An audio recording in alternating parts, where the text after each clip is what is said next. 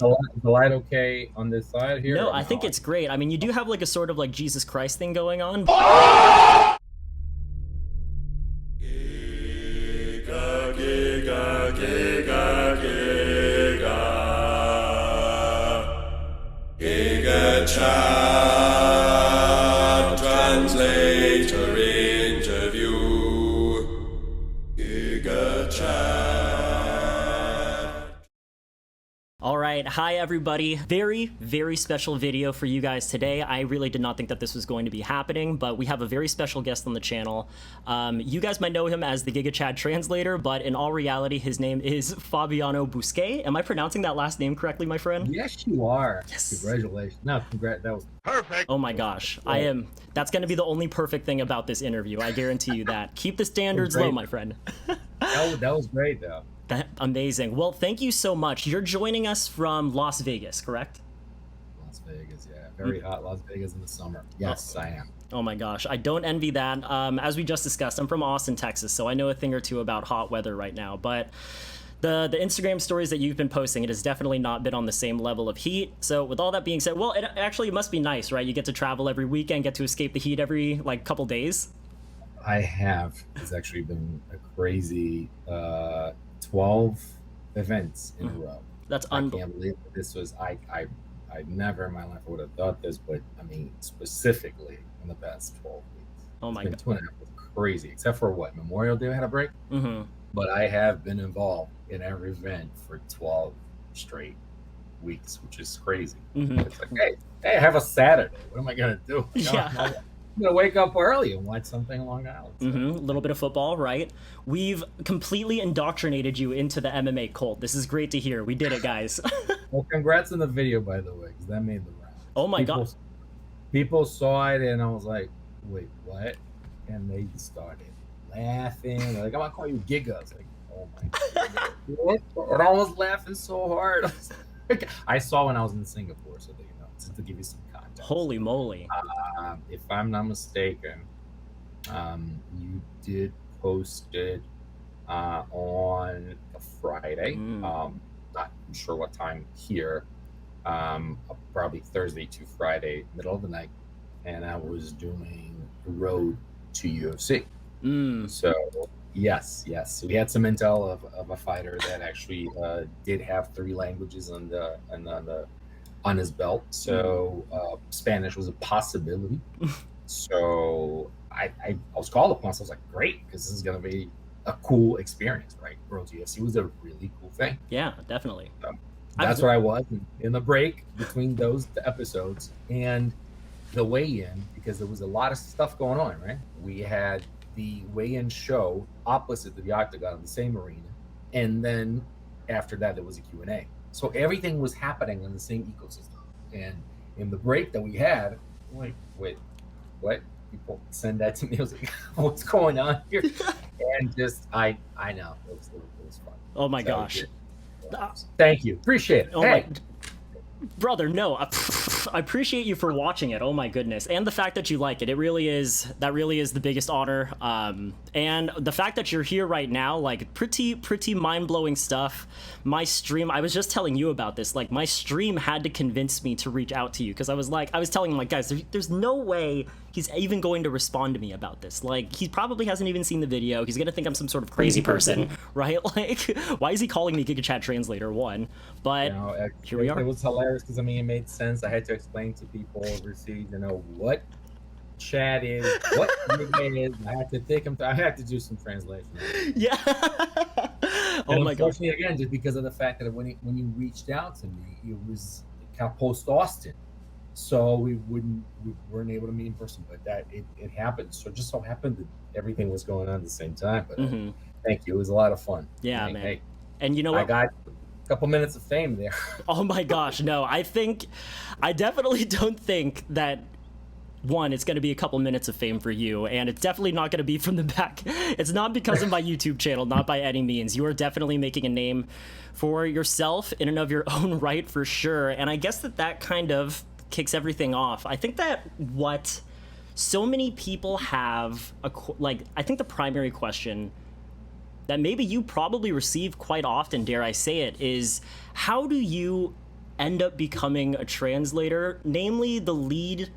And correct me if I'm wrong here. Like, please fix my terminology if it's not completely official. The official Latin American translator for the UFC, for all Latin Americans, I should say. I'm one of the translators. It just so happens that, first of all, I can't start this by not mentioning the standard by which we were measured. Derek did it for such a long time. He was in Brazil, so I was very happy after a couple of weeks, and some people in production actually told me that he liked what I was doing, which I thought was pretty cool, that they relayed the message. Nice.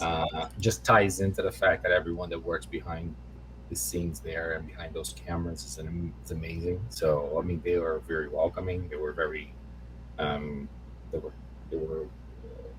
were teaching. So Derek was the person, and Alex Davis. I mean, if you think Alex Davis did for such a long time, so you got those two guys, but obviously, Alex very involved with American Top Team as well. So came and he moved to Las Vegas.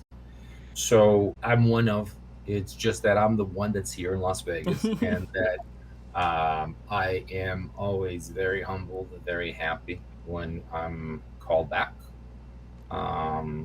This goes back to when I started, and I just did it for the first time. It was a completely different set of circumstances. Obviously, we were doing an in-person remote interview, if so to speak. So I was there.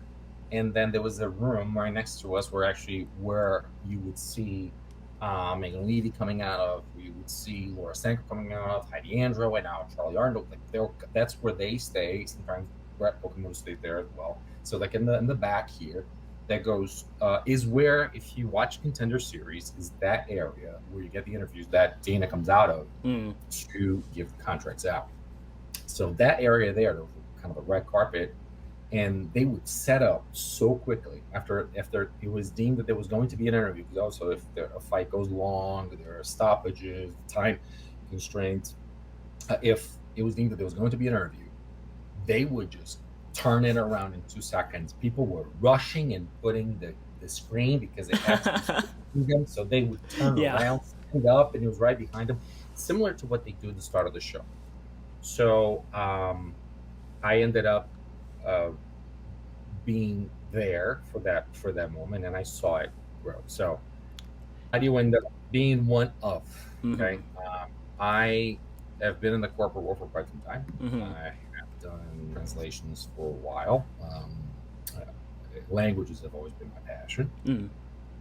First, it was English as a second language. Then Spanish. One has to rediscover himself or herself as a Latino once they come here. And nothing better than living in Florida. Go to Florida. It's the official language of Florida. So I felt that I had it in me. I was very Caribbean when I started. Ended up going back to Brazil about 10 years, and I changed that a little bit. So everybody that sees me says, "You're from Argentina." So that's all that I get that because of my accent. I'm just like so many Brazilians, I have an Italian passport as well. So we got that in the background as well. So, but they like to say Italian is Italy's second most spoken language because everybody speaks a dialect first. So I always say I speak 3.5 languages. But someone that was there, I mean, with the circumstances that we had in 2020, they needed some local people because there wasn't traveling. They needed someone here, and someone knew that. Obviously, I come from Curitiba in Brazil. But, a lot of MMA happens and is known for. I guess if you want to say how is my city known in most circles outside of Brazil, people because of MMA. Absolutely. And a lot of fighters, I mean, from Pride all the way to UFC, everybody just recognizes Curitiba. They even pronounce it the way we do. Yep, absolutely. Yep, I do too. Right? Guilty, yes. He was like, I'm glad that you're doing it. People from Brazil, when I want to say it, you're from Curitiba. No. That's how Americans say it. A lot of Americans that know MMA, they pronounce it like we say it. People knew that I had done translations for quite some time. I was a commercial actor And there was the element when I suggested a long time ago to translate a product training and workshops. I brought that concept I thought was interesting to corporate. So the Papa, the creator of the product, was there. Happened to be a Canadian, very cool guy, very lively, and I was emulating him with the hands and the mannerisms and all that stuff. And some people remember that I had done that in the past. Someone from the UFC that knew me from the past. So, Gotcha. You live in Vegas now. You work for ESPN when you were in college. Went to Penn State. Worked with college football. You were an actor before. I mean, listen. You live there. Can you make it to the UFC? They want to try some translators. Can I forward your resume to somebody? They did, and it was a very quick turnaround. Being here locally, they put me up for a trial. They said, "Listen, would you like to come in this weekend? We'll take you through it." And a lot of experience, a lot to say about the first time. But I did it once, and I cannot tell you how happy I get every time they call me back. Nice. Like it was more. There was a lot of space between those times until it culminated with these past 12 weeks.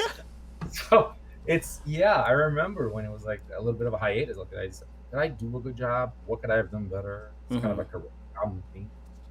But being a local, haven't done it in the past, and someone had seen it. People always say it doesn't matter who you know; it matters who knows you. And I thought it was interesting. Somebody remembered what I did, and I'm so thankful, grateful that I was remembered for doing that. I was able to start. That's a crazy superhero origin story. One, what a great friend. Oh, friend! Oh, best friends forever and ever. Friend! First of all, and two, what a small world that we live in. That's really insane. Oh yeah. Oh yes. And believe me, it just kind of proves smaller and smaller and smaller. I worked for the Walt Disney Company for quite some time in Orlando. I worked at Walt Disney World as a cast member, and the connections from Disney that you see, people that worked in the parks, people that did this and that. I work in travel now. Again, a world of connections. Right. It's mind blowing. It's mind blowing, especially because we travel, we see, and how far the reach is, because it's again travel, right? And Disney, it's people from all over the world, from every race, color, creed. Like, you meet everybody. Yeah, especially with like the introduction of LinkedIn and everything. Like, you and I are both in like the white collar, work world, right? Yes. And man, it much like Facebook in a way, right? It blows my mind how some coworkers of mine know possibly like past coworkers or people I went to college with. It's a it's crazy how small this world is sometimes. And if I could, thank you so much for walking through that with us. I noticed that you said you were working with ATT, like the gym ATT, for a while. No, Alex. Gotcha. Alex Davis. Yeah. I see. Someone that did it for such a long time. Every time I get praise from those guys, I heard it from Derek, heard it from Alex, and obviously I can't even tell you when I hear good things and good comments from the fighters and some of the managers. Is just so humbling, because that at that time, put up a second, you've been around the block, you've known people, for quite some time, and for you to say that about me, that means I'm doing something right. So, yeah. Even with, we have a new member of the broadcast team. Her name is Charlie, right? If I'm not mistaken. Yeah. Charlie already started now. Yeah. It's always just so it's noticeable. It's very noticeable, because UFC, we're not really, we're a tight-knit group, and honestly, we're not really known for being open-minded sometimes, and we're definitely not known for being super welcoming of the new kid on the block. So with all that being said, everyone has seemingly taken a huge liking to you and what you're doing. Do you remember the emotions, the thoughts that were going through your head at the time? Could you walk us through how you were feeling for your first United States assignment? very nervous, very, very heartbeat, as if I was by the octagon. I was sitting there, and I just realized that the broadcast team is there, and that something that you never think is going to happen. Your voice is going to be on ESPN. I grew up watching American sports. The reason why I came to the United States because I have an illness. It's called football. It's the reason why I learned English. It's the reason why one becomes undateable from September to February. But it's insane. I mean, one of the reasons why I went to Penn State and I worked for the team. To actually be around something that I watched on TV. That I would go to bars in Brazil to watch. Then would go to bars in Orlando, which is a second home to me as well, to watch before coming to Las Vegas. And that I've been so close to here without, living it. And then you're there. And there was another component because of how things were. There was a silence that was deafening. I can't even tell you how much you heard striking.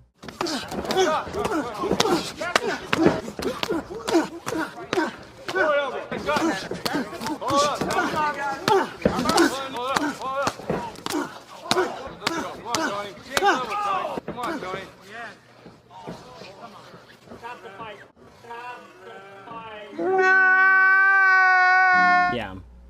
I mean, it's insane because everyone was so quiet, and there was it was limited capacity to the point that it was actually nothing. The UFC has done a tremendous job not only turning the Apex into a production central, but a VIP experience. Yes. Amazing environment. There are the guests on one side, people that are coming in with the experience on the other side. There's people. There's more TV. There's more crew. There's more people working. And there's noise, and there's flags, and people. It's fun. Yeah, it's so different. It's so much more different now than it was back then. You're right. Yes, it's insane, right?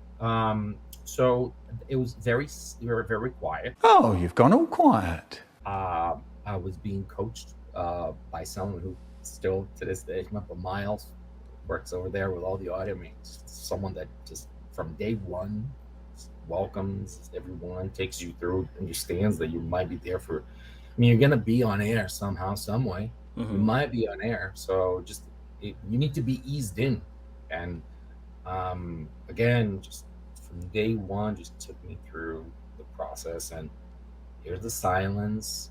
They're the fighters. And you have the producers, which are amazing as well. And I'm hearing these voices.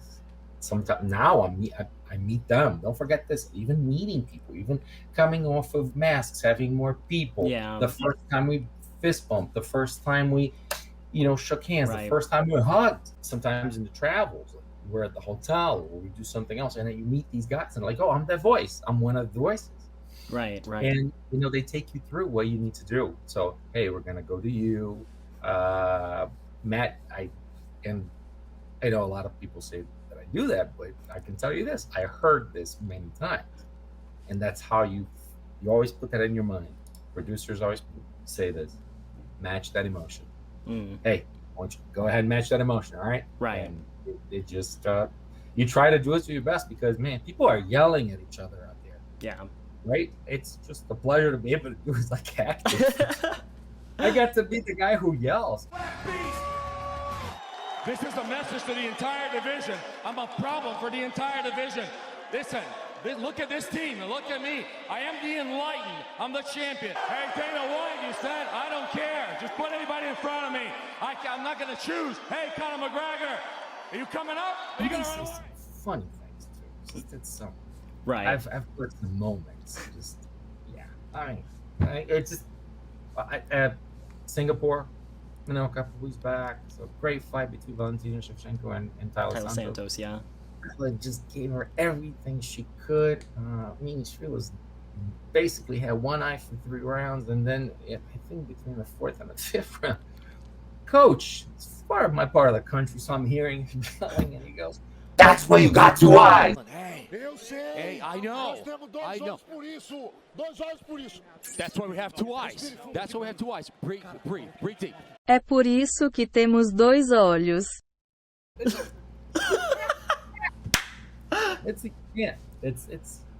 Did you hear some funny things? So it was the heartbeat was, and when I knew it was going to happen, like between the rounds, like you would hear.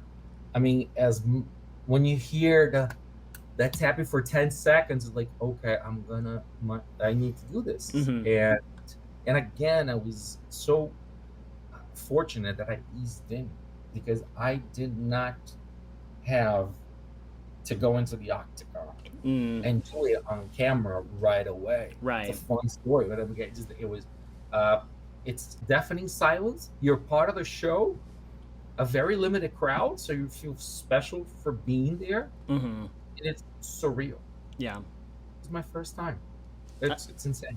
That is unbelievable. And like, you bring up like the UFC Apex events now, like it really does feel like, wow, like it's an exclusive spectator event.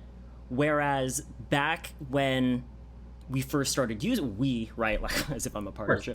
Yeah. When we first started using the Apex before, I made the comparison on one of our podcasts that it almost feels like a wrestling dual meet. Like you can hear like the coaches yelling at each other, right? Like you can hear what few people are watching as spectators, like you can hear them individually yell. And where we're at now, they've made a really good job at making the experience a good marriage between 1, a small scale event, and 2, something where people can be lucky enough to go and watch. And some people get to watch from the first row 12 weeks in a row. You say that you got eased into it, but 12 assignments in 12 weeks does seem like a little bit of a trial by fire.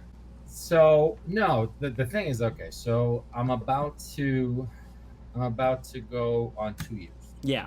It's just insane to think about it. Mm-hmm. I had my first assignment in August, and then I had one towards, I think it was, I'm going to say October, maybe. And then there was a third.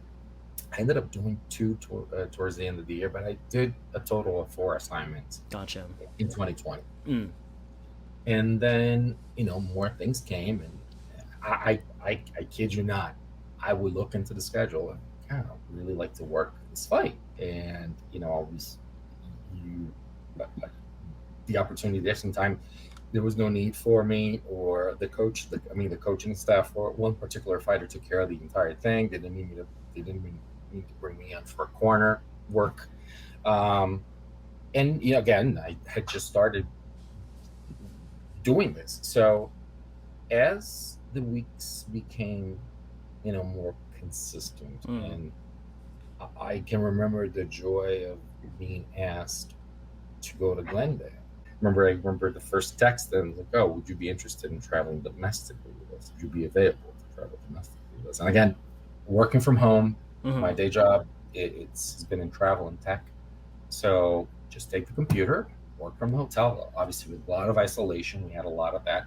There's also an interesting point, because of the fact that everything that happened, we were required to test on Friday. So that my first time, I had to go. On that day, they tested on the same day. So I went there first thing in the morning. That's crazy. That's crazy.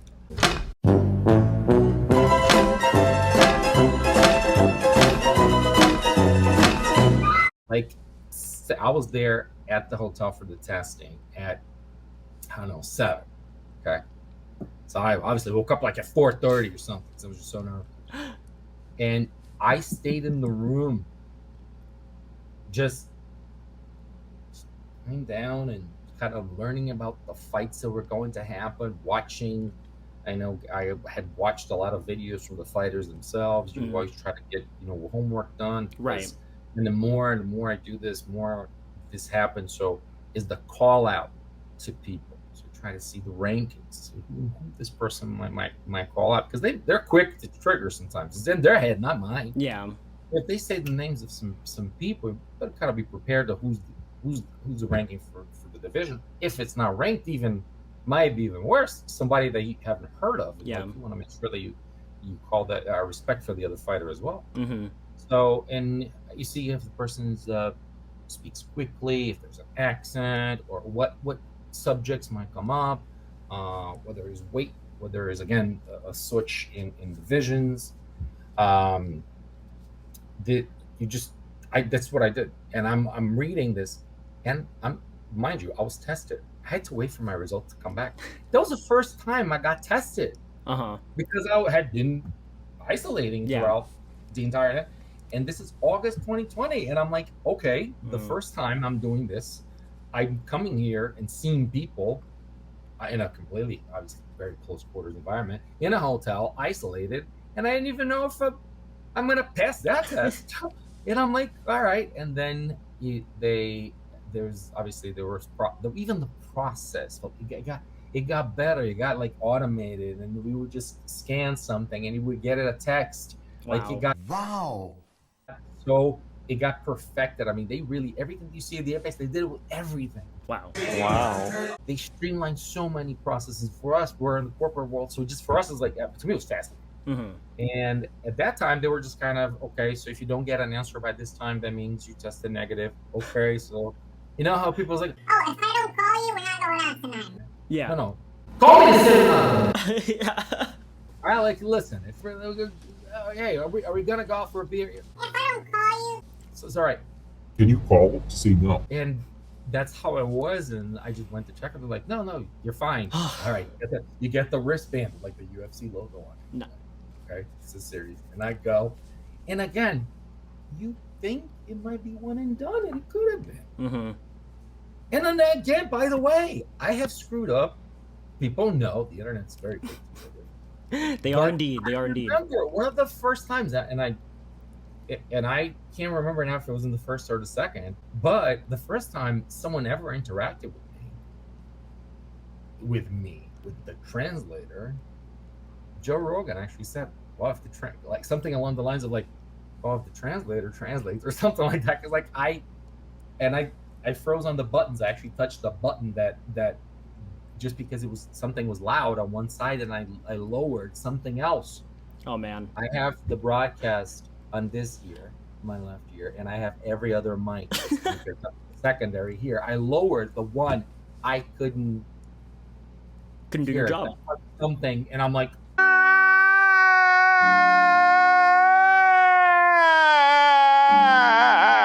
and I'm looking at Rogan, looking at me, and the fighter's there. I'm like, plus the fighter didn't have the thing, like, they didn't know sometimes. So I even put a sign. So listen, why don't we do this? Like, put up a sign corporate world, right? We're supposed to get things together. Yes, processes. That's what it did. Like I picked up 2 sheets of paper, got a marker, and put it in Portuguese. Do you need translation? If the person said yes, the second, just to flip it over, said to the other side, it said the translator's on your ear. I see. Dead people. Very interesting. Just because someone will go, no one there speaking Portuguese, so they will go, do you need a translator? And the person goes, flip it over, the translator's in your ear. Okay, good. All right. So you can see some of the interviews back that the person's like speaking and actually saying, is the translator here? Is there a translator? I'm like, and you heard a voice, and I'm like, I'm here, buddy. I'm here for you. Yeah, I got your back. And this is all strictly for what you guys had to do during the pandemic times, right? Yes. When you guys weren't allowed to be close to each other, you weren't even allowed in the octagon. Yeah, which is crazy. No. And then there was even that. So 2021. Things get better, and then mildly better here and there, but things are getting better. And then the producers basically were just telling me, I'm not involved with the all throughout the week. I don't work for the UFC on a daily basis, so you get there and you hear what's the directive for that particular week, and they would say, so by the way, this time I'm gonna say some 6-7 months after I did my first time, maybe right, more than that. They said, well, we're going to do, we're going to go to the octagon now. And all right, well, as it turns out, the Brazilians that were fighting, they were not, they didn't win. Or, okay, so they didn't win. There was some particular situations that they got knocked out towards the end. I would have even gone up to the octagon just for a decision, but like there was one particular fight that someone got knocked out in the last 5 seconds of the fight. And even when I went up a couple times, you know, the decisions are decisions, so we're in the back, and the Brazilian did win, and they didn't obviously interview. So I went up for an op, but like already to me, it was like an experience. It's like, I can't believe I'm going behind. Here I am waiting for whoever it is. There's Bisping, there is Cormier, you know, but Felder, you're there. I'm following this person that it's a surreal, right? And even that relationship and that dynamic has just been crazy too. There's such amazing cool people. But like I was there and I didn't do it. And it's the fun thing and the fun fact. The first time I went into the octagon to translate something was 263 when Figueiredo lost to Moreno. Number 2. So here I am. The first time a Mexican fighter wins a title, the Brazilian lost, and I'm in the octagon. It's me, Joe Rogan, and Dana White. And that was the first time I was ever in the octagon that I knew I was going to translate.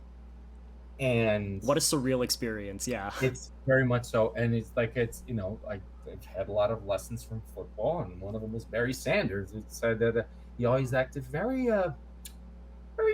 mildly in the end zone. I think one could make a case for being, you can celebrate all you want, and you should. Well, you can be calm, and he always said, you know, act like you've been there before. Well, there's a lot of act like you've been there before. Sometimes you act quiet. Sometimes you just like, hey, act like you're part of it. So I just looked to the side and basically talked to them, and I was like, man, where's the Mexican fighter ever? And like, Rogan and Dana White are looking at me like, I know. One of the boys. It's crazy. Plus, I've spoken in front of 200 people for a workshop. I've been in places but I don't recall being with 20,000 people in an arena, plus the pandemic. So it was the first time I saw people. Yeah. Oh my gosh. True. Plus it was, I mean, obviously because of a situation like this, and we all know that if you work at events and been in events, I mean, they turn up the air conditioning as well, because it's actually healthier in a situation like this. Better be cold than get sick. Right. I was freezing. I was freezing throughout the main card, and I get to watch Nate Diaz and Leon Edwards. That was a great fight, and I mean, for him, just when Nate Diaz comes out, he walked out to DMX, but it was pretty cool. So Figueiredo Moreno, it was right there, like in front of me, like that choke was right there, right, and then I saw this Sonny Vittori. So it was crazy. You were there and you keep thinking, how did I end up in here? Yeah. How did I end up in here? That was the first time I stepped into the octagon and actually did an interview. That is unbelievable. And you know what? You give me a lot of validation, because I do go through my bouts of imposter syndrome actually quite often. So if you're saying, what am I doing here? Guys, it's okay. We all belong where we're all exactly where we need to be. Hey, and I'll tell you, I grew up on watching the 90s Bulls, and I thought that The Last Dance saved us. It was amazing. I was watching everything possible. It felt like I was back into the 90s. I was watching videos all day, watched the 2 episodes, and watched SportsCenter afterwards, just to feel like I was there. Yeah. And it took me back at a time that I was really like getting to American sports, to the point that like that I ended up in Here's the Exchange student. So to a lot of us, I think that I speak for myself and for a lot of my friends. Like, you remember the time in your life that you developed into something. So to a lot of us, my age, is 90s NBA basketball, especially at those times. So you remember everything that was Jordan related. And I still remember 2 things.